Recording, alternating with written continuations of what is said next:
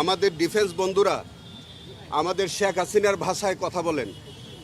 শেখ হাসিনা যেমন যখন যেমন মন চায় সেভাবে কথা বলেন। তাদেরই প্রতিনিধি হিসেবে আমাদের ডিফেন্সের বন্ধুরাও একই ভাষায় একই রকম করে বিভ্রান্তিমূলক কথা বলেন।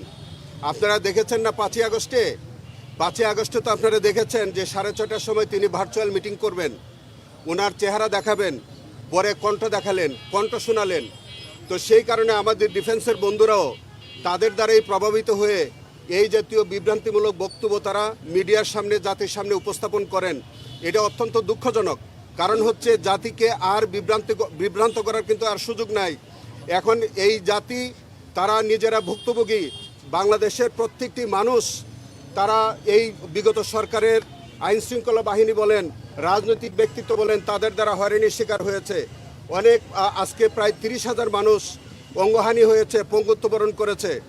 1400 লোক যারা শহীদ হয়েছে, প্রায় 4,000-এর অধিক মানুষ গুমের বা খুনের শিকার হয়েছে, ক্রসফায়ারের শিকার হয়েছে। আপনি 250 লোক এখন পর্যন্ত তাদের কোনো সন্ধান পাওয়া যায়নি। ইলিয়াস আলিয়া এবং সুমন সহ বহু লোক গুমের শিকার হয়ে আছে। এইগুলি আমাদের ডিফেন্সের বন্ধুদের চোখে পড়ে না, কানেও শোনেন না। যেমনটা শোনেন না শেখ হাসিনা, তেমনি শোনেন না আজকের ডিফেন্সের আইনজীবীরা। অতএব তাদেরই বক্তব্য আমাদের কাছে মোটেও এইটার কোনো বহন করে না।